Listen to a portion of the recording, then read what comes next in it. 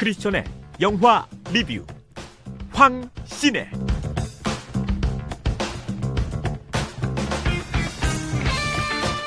크리스천의 눈으로 영화를 분석하는 시네마 리뷰 황신혜입니다.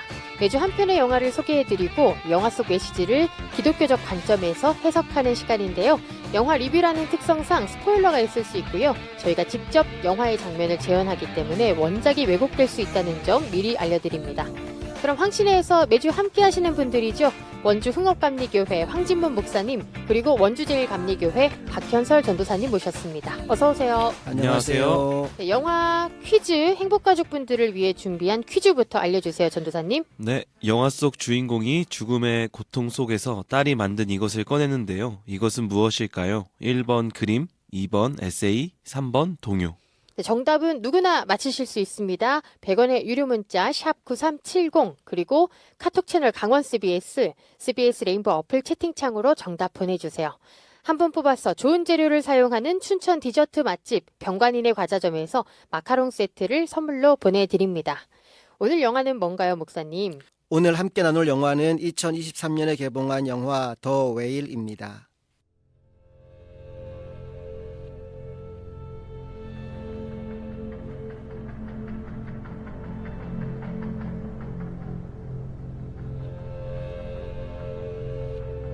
여러분 인생에서 가장 후회되는 순간이 있다면 그때가 언제인가요? 전 공부해야 될 때 열심히 안 한 거. 그래서 돌고 돌아서 결국 더 많은 시간과 돈을 써가면서 목표를 이룬 게 참 후회되더라고요. 이게 공부를 해야 할 때 해야지, 안 그러면 다 이게 돈이고 더 노력이 배가 되니까. 학교를 벗어나는 순간에 이 사교육의 현장으로 들어가면 다 돈이더라고요. 네.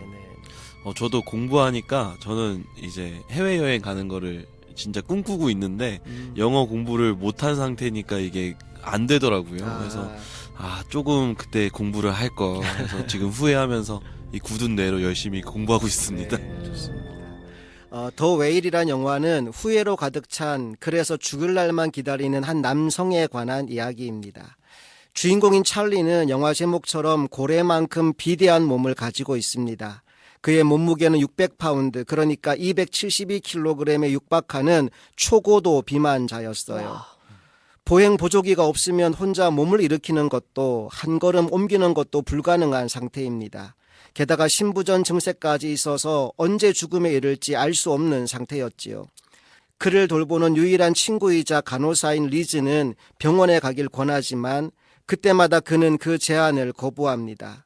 마치 꺼져가는 등불에 쓸데없는 기름을 붓는 것처럼 돈만 축낼 뿐이라고 생각했기 때문입니다. 너무 심각한데요. 272kg이면 이 정도면 목숨 걸고 당장 다이어트를 해야 되지 않나요? 맞아요. 왜 이렇게까지 살이 찐 거죠? 사실 찰리는 처음부터 초고도 비만자는 아니었습니다. 그는 대학에서 학생들을 가르치는 선생이었고 한 여자의 남편이었으며 또 한 아이의 아빠였지요. 그런데 대학에서 가르치던 동성 제자와 사랑에 빠진 그는 가족을 버리고 그들의 곁을 떠나게 됩니다. 그렇게 행복할 줄 알았는데 얼마 후 애인이 죽음을 맞이하게 되자 그 충격으로 섭식장애를 겪게 된 찰리는 이제 심각한 초고도 비만자가 되어 집안에서만 은둔하는 신세가 되어버린 겁니다. 그리고 그때에서 깨닫는 그의 가장 큰 후회는 어린 딸을 돌보지 못한 것, 그녀에게 주어야 할 사랑을 제대로 주지 못한 것이었습니다. 그래서 자신이 강의하여 모은 전 재산을 딸에게 물려주리라 마음을 먹고 그 돈을 아끼기 위해 아무리 몸이 아파도 병원에 가지 않고 버티며 지내왔던 것입니다. 아니, 그래도 병원은 가야 더 건강하게 강의도 하고 오래 살죠. 참 미련해 보이네요. 그렇죠. 영화를 보면 그가 죽음의 고통을 느낄 때마다 꺼내서 읽는 에세이가 하나 있습니다. 자신이 읽지 못하는 상황이면 옆에 있는 누구에게라도 그 에세이를 읽어달라고 부탁합니다. 어떤 에세이인가요? 그 글의 저자는 다름 아닌 자신의 딸이었습니다. 그는 딸의 양육비를 대주며 딸에 관한 것이면 무엇이든지 알려달라고 아내에게 요구했는데 그렇게 아내에게서 받은 유일한 딸의 흔적이 그녀가 8학년 때 쓴 모비딕에 관한 에세이였습니다. 찰리가 그 글을 얼마나 읽었던지 이제는 그 내용을 보지 않고도 외울 정도입니다. 그런데 아무리 읽어도 그 에세이는 질리지 않았습니다. 아니, 글쓰기를 가르치는 그에게 있어서 그가 만난 최고의 에세이가 바로 딸이 장문 숙제로 써낸 모비딕에 관한 에세이라는 생각을 하며 살아왔습니다. 그래서 죽기 직전에 한 번이라도 더 들어야겠다라는 마음으로 자신의 집을 찾아오는 누구에게든지 그 글을 읽어달라 부탁을 하게 된 것이지요. 그렇게 사랑하는 딸을 버리고 떠나다니 죽을 때까지 후회가 남겠네요. 딸이 글도 잘 쓰고 똑똑했을 것 같은데요? 그런데 영화를 보면 사실 그 딸은 잘 자라지 못했습니다. 학교에서는 사고뭉치였고 정학 처분까지 받은 상태였지요. 심지어 엄마가 자신의 딸을 향해서 그 아이는 구제불능의 사악한 아이라고 말할 정도였습니다. 하지만 찰리에게 그 딸은 너무나 아름답고 가능성으로 충만한 놀라운 아이 그 자체였습니다. 이제 죽음이 임박했음을 느꼈는지 찰리는 딸 엘리에게 만나고 싶다는 내용을 전했고 헤어진 지 무려 9년 만에 딸 엘리가 찰리의 집을 찾아옵니다. 만나고 보니 헤어질 때 8살이었던 그 꼬마가 이제는 어엿한 숙녀가 되어 있었습니다. 그런데 그 딸은 자신을 떠난 아빠를 향한 그리움을 모조리 미움으로 환산해버린 것처럼 뾰족하게 날이 선 독한 말들만 쏟아냅니다.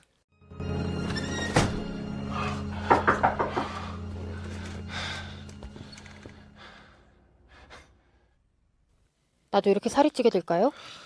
아니 그렇지 않아. 나는 항상 거대했어. 통제 불능이 될 때까지 내버려 둔 것뿐이야. 아휴. 그래서 엄마가 너 여기 있어도 괜찮대? 말 안 했어요. 그래도 얼굴 보니 좋구나. 여전히 예쁘네. 그래서 학교는 좀 어때? 이제 고학년이 됐네. 맞지? 신경을 쓰긴 해요? 그래 당연하지. 네 엄마한테 소식 더 자주 알려달라고 얼마나 괴롭히는데. 그래서 넌 왜 내 말은 오늘 학교 안 갔어? 오늘 아침에 정학당했어요. 헐 왜? 멍청한 실험실 파트너에 대해 글을 올렸는데 교감이 그게 모호하게 위협적이래요. 학교가 싫어? 멍청한 것들이 학교를 좋아하죠. 하지만 넌 졸업을 앞두고 있잖아. 그치? 상담 선생님은 내가 졸업 못할 수도 있대요. 걱정은 안 해요. 난 똑똑하거든요. 한 번 본 건 절대 안 잊어요.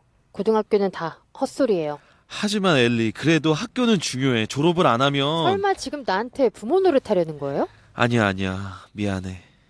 난 그냥 같이 시간을 좀 보낼 수 있을까 해서. 같이 시간 보내는 거 아니에요. 역겨워요. 그래 저번에 봤을 때보다 내가 훨씬 더 커지긴 했지. 아니, 외모에 대해 얘기하는 거 아니에요. 이렇게 뚱뚱하지 않아도 역겨울 거예요.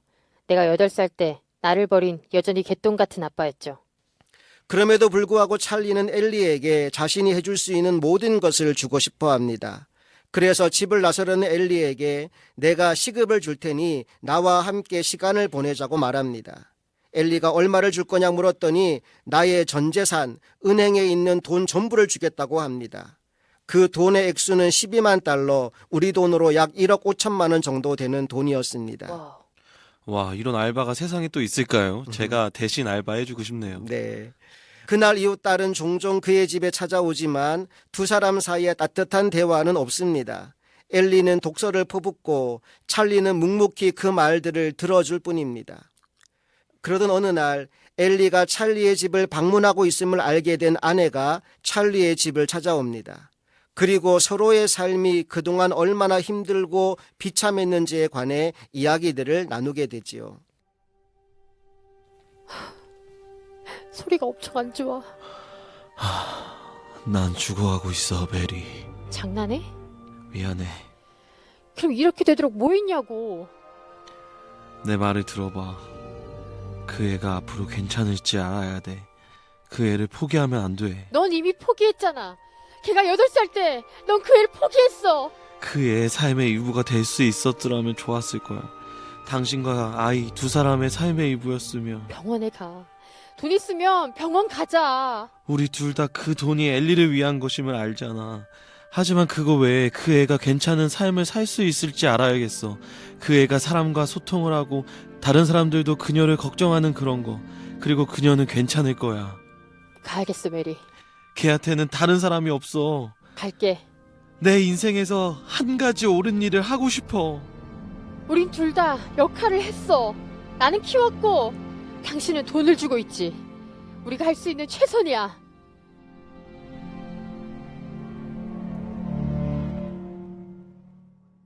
내 인생에서 단 한 가지 옳은 일을 하고 싶어.